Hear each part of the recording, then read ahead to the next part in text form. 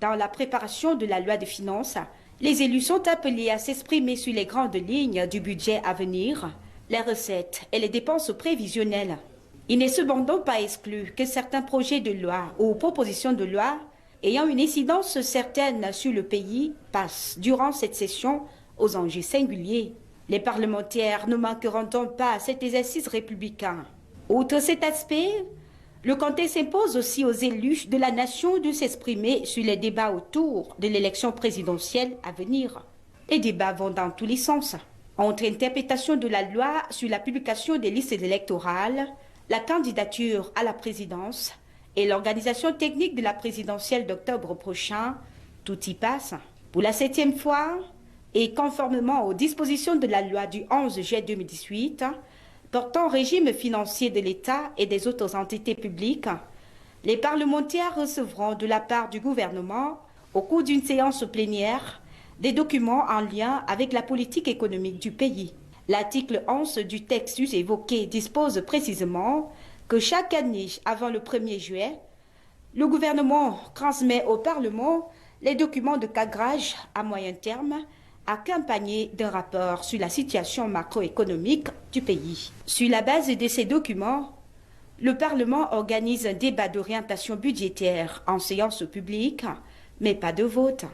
Il est à noter que pour cette dernière session avant les présidentielles, les débats tournent autour des élections, tant au Sénat qu'à l'Assemblée nationale. Les deux présidents des deux chambres parlementaires appellent les élus du peuple à plus de charité, pour permettre aux citoyens en âge de voter de pouvoir s'inscrire sur les listes électorales pour exprimer leur suffrage en octobre prochain. Et depuis quelques mois, une affaire de vol de sexe secoue les grandes métropoles du Cameroun. Mythe ou réalité, les populations de la ville de Douala sont en panique malgré l'intervention des autorités administratives. Elles s'expriment au micro de Joseph Betioto et Benjamin Traoré. Vol de sexe, mythe ou réalité?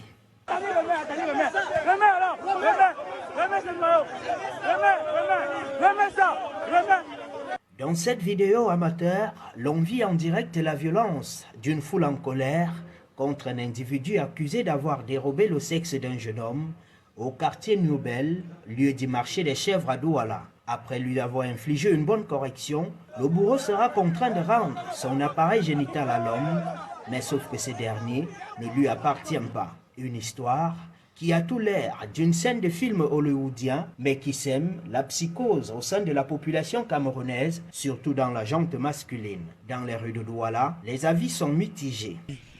Donc c'est un peu surprenant. Donc tu restes comme ça, on te salue, ton pipi disparaît. Non, vraiment, c'est que le Cameroun, là, vraiment, il faut encore revoir le Cameroun. Hein. Moi, je vois ça peut-être comme... Donc c'est comme une secte. Donc c'est peut-être comme une condition, là, il va saluer et... Donc c'est un peu ça, voilà. Les choses purement mystiques, hein. J'entends souvent parler, mais je ne souhaiterais pas que ça arrive sur l'un de ma famille ou bien d'un confrère que je connais, parce que je ne saurais quoi dire. C'est vraiment mystique. Et il faudrait vraiment que ça cesse. Hein. Il faut que nous mettons vraiment en prière pour que toutes ces choses-là disparaissent, que ça ne puisse pas se répéter dans notre cité. Le truc mystique, ce n'est pas bien du tout pour notre environnement et dans notre pays même, puisque c'est les choses qu'on voyait souvent à la télé, on voyait que dans les films mystiques, dans les films. Mais actuellement, c'est en live, on voit ça en direct. Et ça se passe dans les différentes villes du Cameroun. Vraiment, ce n'est pas logique. Il faut que nous-mêmes, les citoyens, nous cherchons à regarder ça. Et on essaye un peu d'avoir les distances. Pas que tu vois un inconnu, tu le salues sans le connaître. Vraiment, les salutations là n'est pas logique. Même toucher quelqu'un, c'est pas bien. À la question de savoir le sort que l'on doit réserver à ces présumés voleurs, les sanctions proposées par les populations sont plutôt strictes. Faire ma part disparaît.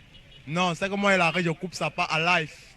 Donc je n'ai même pas 2 secondes, je remplace ma part avec. Je veux me faire recours au mythicisme vraiment, hein, parce que bon, je ne souhaiterais même pas d'abord que ça arrive, parce que c'est quand tu souhaites que ça peut arriver. Donc il ne faut pas mettre le doute. Il ne faut jamais mettre le doute sur toi. Oui. Et si à jamais on voit ce genre de personnes, il ne doit pas quitter de nos mains. Je vous assure. C'est vraiment un événement très mystique. Dans les films mystiques, dans les films, Mais actuellement, c'est en live. On voit ça en direct. Et ça se passe dans les différentes villes du Cameroun. Vraiment, c'est pas logique. Il faut que nous-mêmes, les citoyens, nous cherchons à regarder ça. Et on essaye un peu d'avoir les distances. Pas que tu vois un inconnu, tu le salues sans le connaître. Vraiment, les salutations là n'est pas logique. Même toucher quelqu'un, c'est pas bien. Le corona est venu faire, on s'est distingué, on est resté un peu, mais à un temps, on commence, quelqu'un te voit, un inconnu te voit, il te touche, il te salue, il te dit que comment ça va. Vraiment, il faut que nous-mêmes d'abord. Le cas de Douala a incité les autorités administratives à réagir. Dans un communiqué rendu public ce 10 juin 2025 par le préfet du Vouri, l'autorité condamne fermement les actes de violence perpétrés par les populations sur le prétendu voleur de sexe. Il met aussi en garde les acteurs de ces actes et invite les uns et les autres à dénoncer tous ceux qui prétendent avoir perdu l'organe, ainsi que les mineurs des verdicts populaires pour être présentés à la justice. Cependant, la rumeur se propage comme une traînée de poudre et les populations demandent d'avoir clair sur cette affaire qui fait couler beaucoup d'encre et de salive au Cameroun. En attendant de revenir sur cette affaire qui fait couler beaucoup d'encre et de salive au Cameroun, mesdames, messieurs, parlons de toute autre chose. Et justement, en ce vendredi 13 juin 2025, comme tous les 13 juin de chaque année, le Cameroun se joint au reste du monde pour célébrer la journée internationale de sensibilisation à l'albinisme. Pour l'occasion, les activités vont bon train dans la ville de Douala, région du littoral. À l'hôpital général de Douala, les consultations gratuites en dermatologie et en ophtalmologie ont été organisées sous le thème « Exigeons nos droits, protégeons notre peau, préservons nos vies » avec au programme sensibilisation, distribution des accessoires, dépistage des cancers cutanés, visite des stands, entre autres. Je vous propose à présent d'écouter à ce sujet le docteur Ekambi Rose, dermatologue à l'hôpital général de Douala. Cette 11e édition est basée sous le thème « Réclamons nos droits ». Réclamons nos droits, c'est-à-dire les albinos, ces personnes souffrant d'albinisme sont comme toute personne normale en fait. Voilà, donc il ne faut pas qu'il y ait cette discrimination-là. Il ne faut plus que cette discrimination-là continue parce que ce sont des êtres humains comme nous tous. Voilà. Donc protégeons notre peau. On sait que l'albinisme, c'est une maladie héréditaire qui est dû à un défaut de production de la mélanine. Voilà. Maintenant, la mélanine, c'est ce pigment-là qui donne la couleur noire à la peau.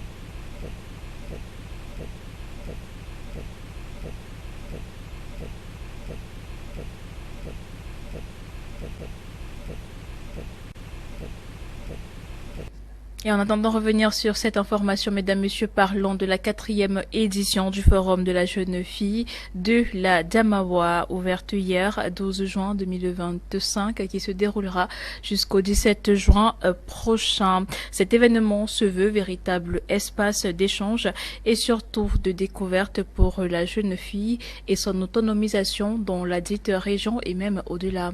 Belmonzewa pour les détails. Des centaines de jeunes filles venues de toute la Damawa participent à cet événement. Le Forum de la jeune fille, soutenu par les autorités administratives et traditionnelles, aborde des thèmes essentiels tels que l'entrepreneuriat, le civisme et la sensibilisation aux dangers liés à la sexualité, notamment le VIH-Sida. Cette initiative témoigne d'un engagement fort en faveur des droits des femmes et de la promotion du leadership féminin. Chères jeunes filles, vous êtes la force vive de notre région, l'espoir de demain.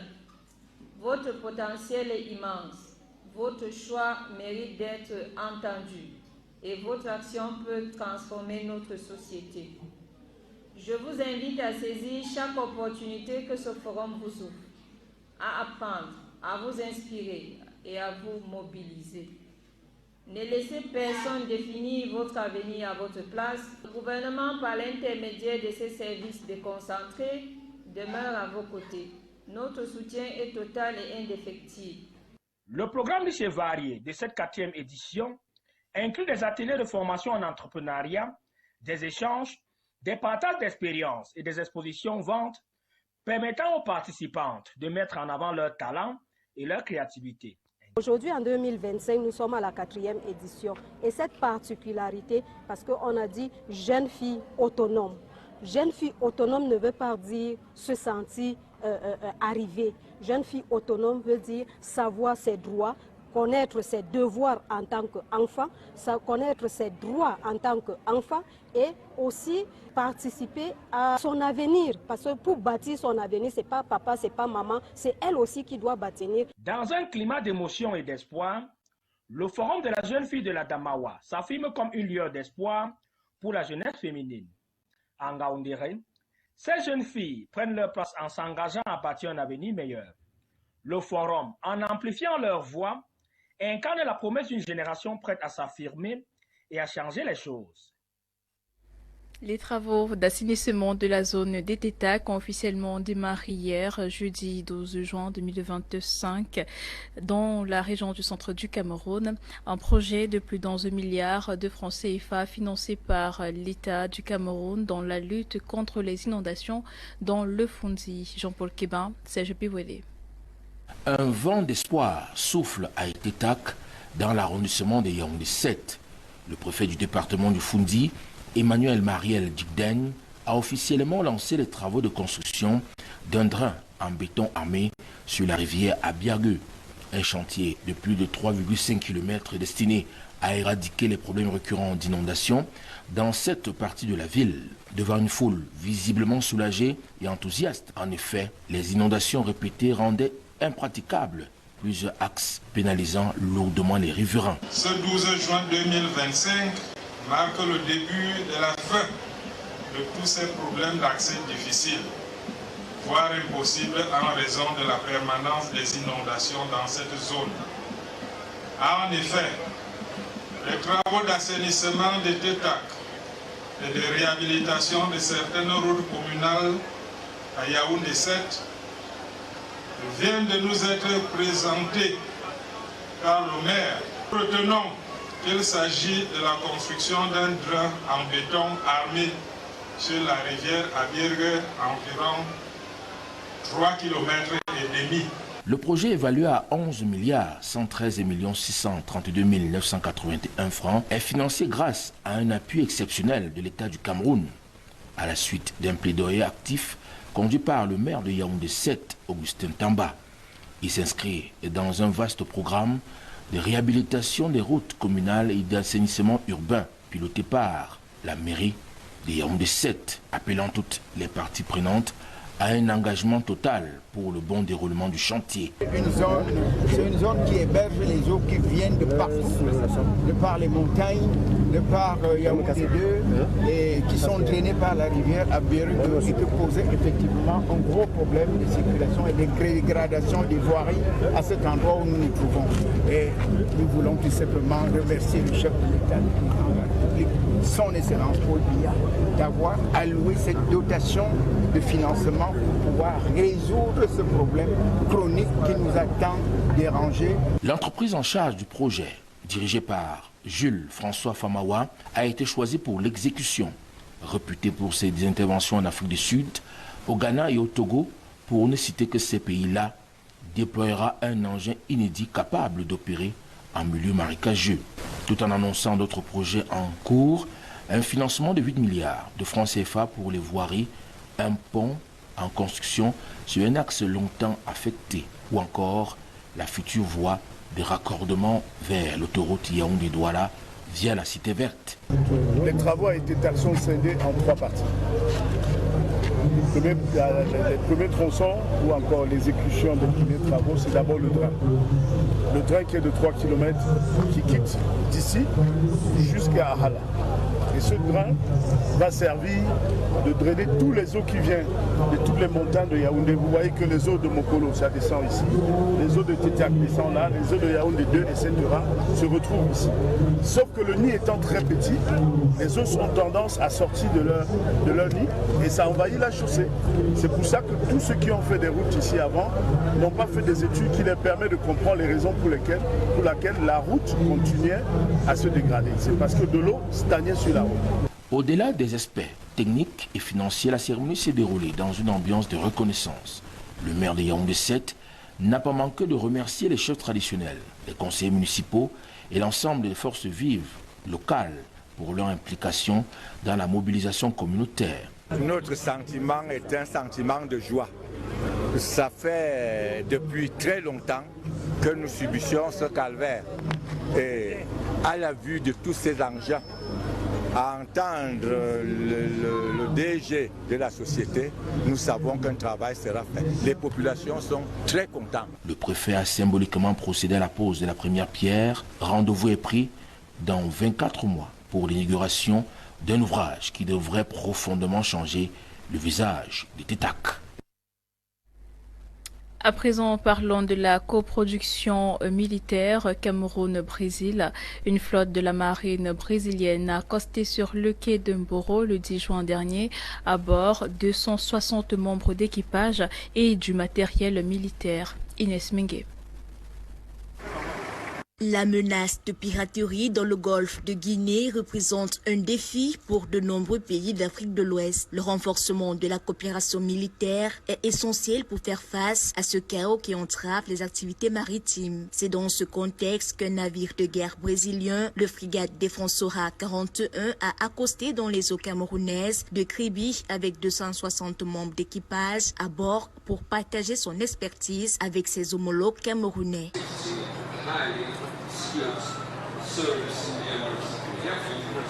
Les liens de la coopération militaire bilatérale entre l'Ouest et l'Ouest ont été salués par le préfet du département de l'Océan, Nou Bello. De ce jour permettra sans doute, à travers les exercices conjoints que nos deux armées vont pouvoir déployer, renforcer cette coopération militaire. Et nous osons espérer, au terme des 10 exercices, que les capacités techniques des uns et des autres se trouveront renforcées.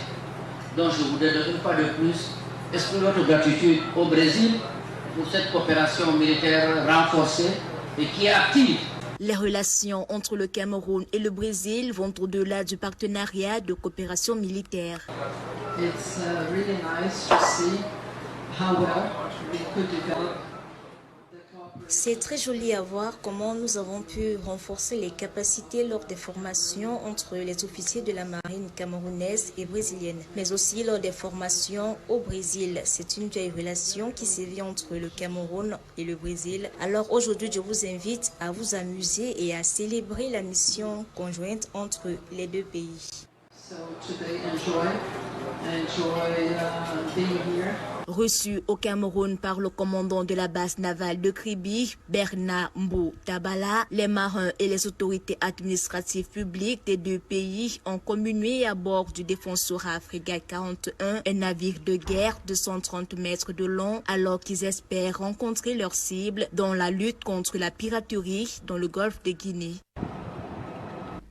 L'arrondissement de Konsamba 2e est en pleine mutation. Son développement franchit une étape plutôt cruciale avec un projet de développement, ceci dans l'objectif d'améliorer le cadre et surtout les conditions de vie des populations. Awadali, Lazare Tchabou.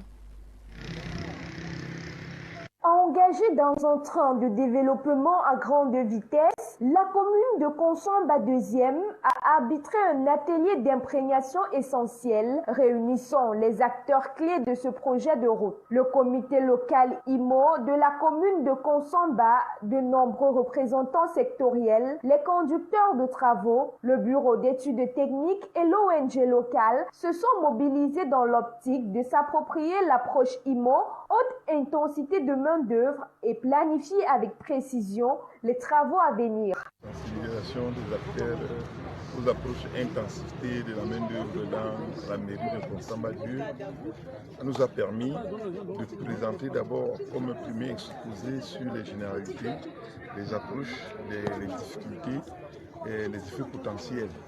Et quant au deuxième exposé qui concernait le recrutement de la main-d'œuvre, oui, parce que le BIP exige que les travaux exécutés en ligne soient des travaux décents. Le collègue du ministère a présenté tout ce qu'il faut faire pour qu'un travail soit décent. Ces échanges ont été l'occasion d'informer, de former et de sensibiliser les participants sur les généralités de l'approche IMO, mais aussi de présenter concrètement le projet. Après le petit sondage que nous avons effectué auprès des participants, on peut noter avec satisfaction que ces deux objectifs que je viens de citer ont été largement atteints. Les participants sont et clairement exprimer leur satisfaction. À la tête de la commune du 2e arrondissement, le maire Samen Patrice porte une vision audacieuse, celle de transformer Konsomba 2e en un véritable petit Paris. C'est pourquoi, de la part de son équipe, on ne peut qu'espérer la rigueur, la promptitude et un professionnalisme exemplaire dans l'exécution de ces tâches. Son rêve est à portée de main et ce projet en est une pierre angulaire. De satisfaction, parce que cet atelier a permis à chacun de prendre son rôle. C'était pour tout ce que de feuilles de route qu'on donnait à chaque participant. Et nous, on avait vraiment besoin parce que nous sommes un peu portés par rapport au rôle de chacun. Et ça a permis que sur cet atelier, on responsabilise chacun. Chacun sait ce qu'il attend, chacun sait ce qu'il a donné. La visite du chantier qui a suivi l'atelier a permis de dresser un état des lieux précis et de définir les stratégies à développer pour une exécution optimale. Ce projet capital permettra aux usagers des axes Carrefour Hôpital Régional, Carrefour Anastasie, Carrefour Bonsoir, Chefferie Bonago et entrée sous-préfecture de se mouvoir en toute saison, améliorant ainsi considérablement leur mobilité et leur qualité de vie. Konsomba 2e s'engage résolument sur la voie du développement avec des infrastructures routières modernes qui sont le reflet d'une ambition forte et d'une volonté de transformation offrant un avenir promoteur à ses populations. Et l'actualité internationale de ce jour nous conduit tour à tour au Canada, en Inde et en Irlande avec Joseph Bettiotto. Au Canada, les incendies attisés par des vents violents et une sécheresse persistante ont déjà dévoré plus de 3 millions d'hectares, alors que 35 000 Canadiens ont été forcés d'évacuer et que des rares retours sont permis. La crise s'intensifie notamment en Colombie-Britannique et en Alberta. Chaque après-midi, le rituel est le même. Les autorités dressent la liste des feux actifs dans cette province des prairies canadiennes. Ils s'appellent Shoei Wolf, nommés comme des tempêtes. Des immenses brasiers sont traqués sans relâche. La pluie est enfin tombée, les vents se sont calmés, offrant un bref répit aux équipes de lutte contre les incendies. Le Premier ministre Scott Moe a d'ailleurs annoncé mercredi 11 juin le retour progressif des milliers d'habitants de la ronde dans le nord de la province. Ils avaient été parmi les premiers évacués il y a une dizaine de jours. Le vol Air India 171 qui transportait 242 passagers et membres d'équipage à bord s'est écrasé ce jeudi 12 juin 2025 à proximité de l'aéroport d'Ahmedabad, métropole du nord de l'Inde, ont annoncé des responsables de la compagnie aérienne et de la police. Selon ce qu'a indiqué la police jeudi soir, le bilan est d'au moins 265 morts. Un responsable de la police locale, Kanan Desai, a déclaré à la presse que 265 corps ont été amenés à l'hôpital, ce qui signifie que 24 personnes ont été tuées au sol quand l'appareil s'est écrasé sur un centre d'hébergement de personnel médical. Un passager survivant, après avoir affirmé que la totalité des 242 personnes présentes à bord étaient mortes, le chef de la police d'Ahmedabad a annoncé qu'un passager survivant avait été retrouvé. L'unique survivant du vol se demande comment il a pu s'en sortir selon sa famille. L'Irlande du Nord a connu une nouvelle soirée de tension ce jeudi 12 juin 2025 pour la 4e journée consécutive. Cette fois, dans une ville au sud-ouest de Belfast où des manifestants se sont rassemblés sous des mots d'ordre anti-immigrés et se sont opposés aux forces de l'ordre. Malgré la pluie battante, plusieurs centaines de personnes étaient présentes dans les rues de Portdown et des heurts ont éclaté lorsque des manifestants ont jeté des projectiles sur la police anti-émeute présente en nombre qui a tenté de disperser la foule. Jusqu'ici, les violences s'étaient surtout ressenties à Ballymena, à une cinquantaine de kilomètres au nord-ouest de Belfast, où des ressortissants étrangers d'un quartier de la ville et leurs habitants ont été pris pour cible et où les heurts avec la police ont fait une quarantaine de blessés parmi les forces de l'ordre. Et voilà qui referme ce journal. Mesdames, Messieurs, merci de nous avoir suivis. Restez en compagnie de nos programmes qui se poursuivent avec l'édition de l'information en langue anglaise à 18h30 exactement. Passez une excellente soirée en compagnie de nos programmes et excellent week-end.